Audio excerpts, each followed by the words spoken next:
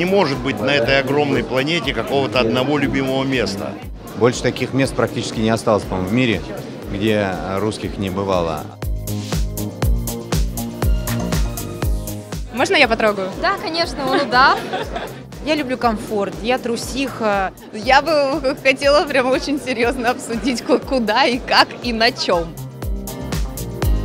В российский прокат выходит фильм о необыкновенном человеке, легендарном путешественнике Федоре Конюхове. Фильм повествует о мировом рекорде, который он установил в 2016 году, совершив одиночный кругосветный перелет на воздушном шаре. Это событие и легло в основу сюжета картины «Повелитель ветра». На нас надвигается циклон с Тасмании. Если сейчас отложим, уже не взлетим. Все нормально, руби! Мы сняли фильм про человека, который умеет договариваться со стихиями, с космосом, с Богом, чтобы пройти путь так, как ему надо, и остаться при этом в живых. И Вселенная отвечает ему взаимностью. Есть ли у вас какое-то место особенное, которым вы посоветовали вот каждому человеку там побывать? Италия. Вся Италия, целиком и полностью. Но в ней есть еще Сицилия. А над Сицилией есть маленькие острова, называются Аэольские острова. Конечно же, Париж, потому что это мой родной город, поэтому все в Париж. Я бы посоветовала вам по России попутешествовать, там, на Камчатку, например. Я, например, была недавно в Казани, казалось, да, вот, а там очень здорово, красиво, уютно. Славский каньон. Там очень красиво, непередаваемое ощущение, неземная красота. Алтай. Очень красивое место, мы были буквально этой зимой, нам безумно понравилось, очень красиво. Их много, но лучшие это монастыри. Святая гора Афон, Лавра. Я стараюсь никогда не следовать плану, и маршрут всегда очень выглядит хаотично, потому что захотелось свернул, не захотелось остался на какое-то время, и чаще всего даже конечная точка меняется в процессе, собственно, путешествия. Не может быть на этой огромной планете какого-то одного любимого места. Любимое то, куда ты стремишься, куда тебе хочется, куда ты мечтаешь и куда, даст Бог, попадешь. У тебя впереди грозовой фронт. Ты идешь прямо на него. Это суперциклон. Циклон-убийца. Он будто гонится за тобой.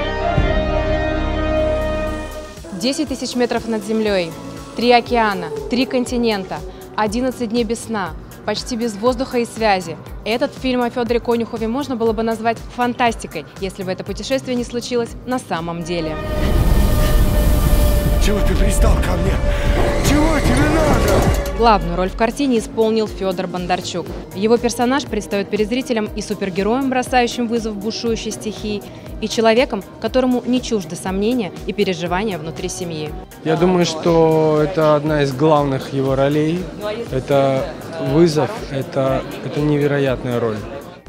Я лечу, куда дует ветер. Змея воздушного, помнишь? Вот тут такая же система. Пап, люблю тебя. Если бы Федор Филиппович Конюхов предложил вам стать его напарницей в его следующем кругосветном путешествии, вы бы согласились? Я не знаю, я не смогла бы, наверное, потому что я реально просто знаю, что этот человек прошел, какого величия, сколько он может не спать, не есть. Я думаю, нет. Почему? Я бы, конечно, хотела, но я думаю, нет, потому что это очень тяжелая нагрузка. Я, наверное, нет. Я люблю комфорт, я трусиха. Согласился бы. Думаю, да. Почему бы и нет? Думаю, да, конечно. А куда бы вы хотели отправиться? Ну, кругосветка, конечно же. Прям хотелось бы понаблюдать весь мир со стороны птичьего полета. Ну, думаю, что, наверное, нет, но очень бы хотелось. Конечно, да. Но он, видите, он очень переживает за меня, он бы меня с собой не взял бы в такое, наверное, серьезное. У него все-таки история одиночки, поэтому, наверное, он бы меня не взял, но я бы очень хотел. Да, на самом деле, я очень хочу в космос, поэтому... Он все время про космос говорит. Отправьте меня в космос, пожалуйста. Картина «Повелитель ветра» – это не биография Федора Конюхова. Это художественная попытка понять уникальный феномен этого необычного человека.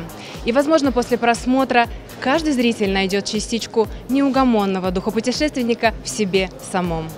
Дорогие друзья, Федор Конюхов.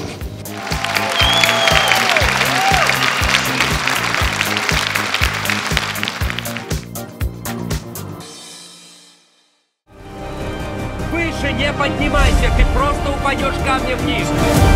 Я же всю жизнь к этому шел. Давай, Федор, держись.